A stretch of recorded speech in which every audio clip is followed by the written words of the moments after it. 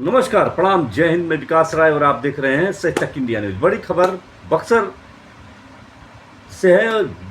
बिहार के बक्सर जिला अंतर्गत चौसा प्रखंड की ब्लॉक प्रमुख सुनीता राय आज मीडिया को संबोधित करने के लिए पहुंची, जहां उनके पति धनंजय राय और गुड्डू राय को निर्दोष बताते हुए यह कहीं कि मेरे पति को झूठे आरोप में प्रशासन के द्वारा फंसाया जा रहा है।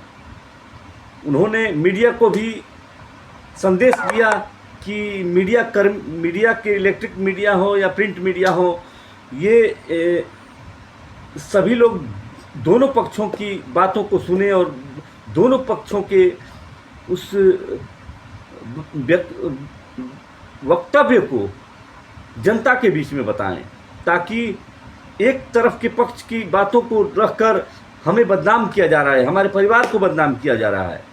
उन्होंने मीडिया को भी टारगेट किया और प्रशासन को तो किया ही है कि प्रशासन हमारे पति को झूठे मुकदमे में फंसाने की कोशिश कर रही है बार बार, और हम सामाजिक लोग हैं और सामाजिक कार्य के लिए पहुंचते हैं, ऐसे में हमारे पति को झूठे मुकदमे में फंसाया जा रहा है।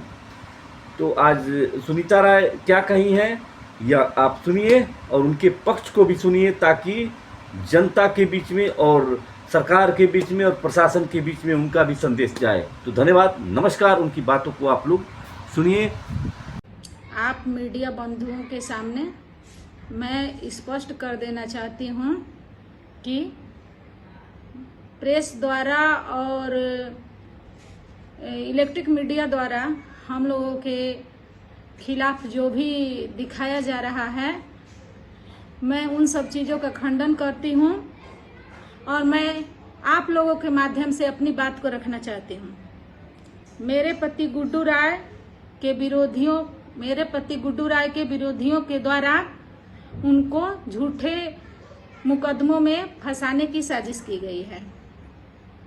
चूँकि मैं 4 बार से निर्विरोध ब्लॉक प्रमुख हूँ, 18 साल मुझे जनप्रतिनिधि बने हुए और जनता का कार्य करते हुए हो गया, और मैं हमेशा दबे कुचले मजलूम लोगों के लिए काम करती हूँ। जिनकी आवाज़ को दबा दिया जाता है, उनके लिए मैं और मेरा परिवार सदैव खड़ा रहता है।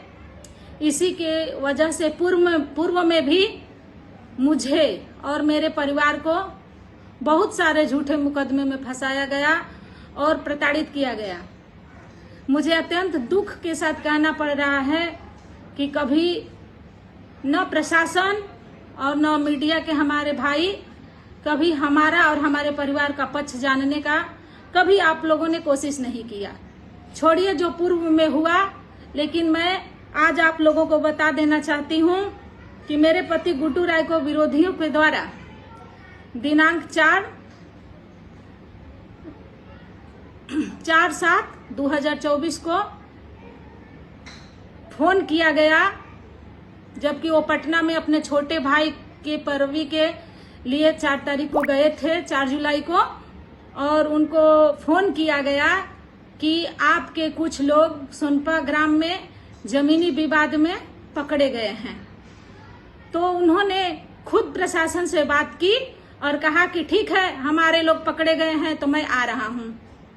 वो वहाँ से चल दिए राजपुर थाना के लिए, और इससे पहले लगभग 5 बजे के करीब में राजपुर थाना यूसुफ अंसारी, फिलहाल हमको पता नहीं है कि किस थाने में वो प्रभारी है, पूर्व में वो राजपुर थाना में प्रभारी थे, डीएसपी साहब और उनके साथ अन्य लोग हमारे यहाँ छापामारी भी किए।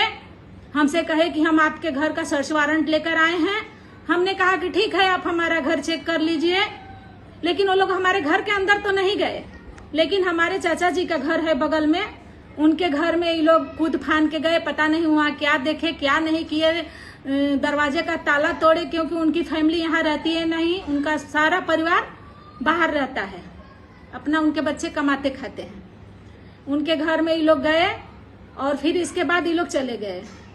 मुझे जहाँ तक सुनने में आया है कि जब मेरे पति पटना से राजपुर थाना के लिए आए तो उनको बीच रास्ते में चौसा के करीब कहीं उनको ये लोग अरेस्ट का ड्रामा किए।